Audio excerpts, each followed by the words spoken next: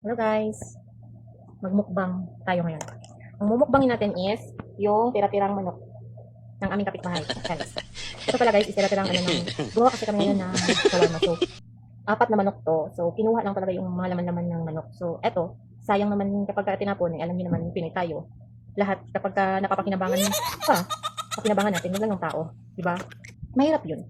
Yung pinapakinabangan mo lang yung tao, tapos kapag katapos mo pakinabangan, iiwan mo na lang at saka kakalimutan. Diba? Ang saklap nun, huwag ganun. Gusto mong gawain yun. Pero guys, gusto ko lang mag-share na, siguro gusto ko lang mai-share. And meron pala tayong sasawan dito kasi nandito kami ngayon sa bahay ng mama ng ako. So, ayun nga, pinakinabangan ko yung manok kasi may kuha ka pang makakain dito. So, ayun, mahilig naman talaga tayong mga Pinoy sa mga prito-prito. Kaya nandito yung mga part ng wings, tsaka balat ng papakita ko sa inyo. Ayan siya guys. Oh, hindi masyadong clear yung camera ko kasi nasira yung front cam ng cellphone ko. Ayan, eto na. Tapos, may pinalis akong green tea. Alam niyo na. Bago lang tayo na-operahan ng gallstone. So, eto na. Magpapaano naman tayo. Pero alam niyo naman guys, kapag kain, huwag na tayong choosy. Kasi, nahirap na kapag hindi kumakain. Napapakinabangan pa tayo kapag nabaliw. Di ba? So, ayun guys, samahan niyo na akong kain at saka mag-chikahan tayo. So, pagpasensyahan niyo na muna ang aking video kasi alam niyo, yung cellphone ko is parang pang lang, hindi siya iPhone. Ayun, magchichika tayo habang lumalaklak ng masarap pang pulutan guys kapag kamay dito mo inom. Pero dito, wala naman tayong inumin. So, ang iinumin na muna natin is yung green tea. Alam niyo guys, kapag ka OFW, kapag ka madiskarte ka lang dito, hindi ka talaga, kung sa Bisaya pa, mapas mo. Ewan ko kung sa Tagalog anong tawag yan. Ano ba talaga tawag yan? Hindi magugutom. Tama. Kapag ka madiskarte ka lang talaga, hindi talaga magugutom. Pero alam niyo ba guys, dito sa ibang bansa, yung iba, hindi naswertihan ng amo, is nagnanakaw ng pagkain, kumakain sa loob ng CR, kung minsan pa, binubulsa. Habang nagtatrabaho, ayun, habang nagtatrabaho sila, dito nila kinukuha ng kinakain nila kasi alam minsan yung mga OFW dito, alam naman natin, hindi tayo siniswerte minsan sa amo, napupunta talaga tayo sa mga demonyo, katulad niya, napunta ako, yung hindi ko inaasahan, yung mangyayari. Ayun, may advertise ang sagalan niya guys. Pero gusto ko na talagang, guys, siguro may mapaglibangan. Yung mahirap ng wala tayong kausap. So, at least, dito, ngayon pag-usap ako, may magkita kong comment dyan, comment sa video ko, kahit para maliwaliw lang yung sarili ko kasi, mahirap talaga mag-isip dito guys. Sobrang ako humisip. Hindi mo alam minsan yung mga nagawin mo kapag to the point na hinaharana ka na talaga ng humisip.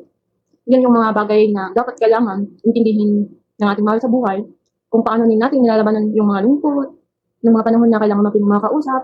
Kaya nga, yung ginagawa ko kasi alam mo guys, gusto ko lang itong gawin, mag-video habang kumakain, tsaka nasi-share kasi alam mo guys, one time in my life, yung bang nakakagawa tayo ng mali sa buhay natin na akala natin is parang yun yung mga solusyon, yun na dapat sa ating pinag-iisipan kung anong magiging resulta. So ayun nga, alam niyo na, mga nakakaalam din sa akin, sa mga nakakilala din sa akin. Siguro nga, hindi natin masisisi yung iba, sobrang masisisi. Hindi natin masisisi yung iba kung nakakagawa sila ng kasalanan sa partner nila, sa pamilya nila, especially sa may mga partner, may mga asawa. Kasi, yun nga, sabi nila, cheating is a choice. Mistake is given daw. Pero mistake is, pinipili mo pa rin. Ayun, malabas yung pagkabisaya ko. Sobrang bisaya po ako, ma'am. Kaya, and nakatira ako sa Blancarangan province, sa lugar kung saan ang ating pambansang kamaunan si Manny Pacquiao ay namula sa Mindanao. God have mercy upon us.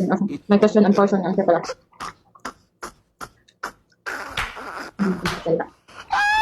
Yun ako kami yung sa atin yung kapag kami prito-prito, nilalagyan ng suka, saka sibuyas, yung isa-isa ba? Nagkatapos na yung kontrato dito, kaya ako nakakain ng isa dito. Maraming hanggang nagsasuggest sa akin na meron daw bilihan ng paan ng manok, saka isaw dito. Pero hindi kasi ako nakapag talaga sa akin. Ayun lang. Naging maswerte lang talaga ako sa naging amo ko, hindi naman ako mapapabayaan. Nagbigyan din naman ako ng mga kalit content. Halina dito. So, mataas-taas yung video ko at i-upload dito sa TikTok. Sa mga nakakilala ko, mga nakakilala sa akin, hindi mga labas na lang ang pagkakilala ko. Sa mga nakakilala sa akin, kamusta na kayo? Sana nasa mabuting kalagayan kayo. At sana'y maayos ang inyong kalusugan. And, habang ako'y kumakain dito, ako ay lumalaklak ng mga istorya, hindi ko alam kung anong sinasabi. Pero yun guys, dito ko na talagang ma-share siguro or ma-ibahagi yung buhay namin. No, or no. Minsan kapag hindi ka talaga mag-start dito kapag sa pagkain kasi una talaga mapagkukuha na namin ang makakain ng ilang araw. Yun lang ang naging ano sa akin. Swerte lang talaga ako sa naging amo ko. Hindi ako nakabayaan sa pagkain.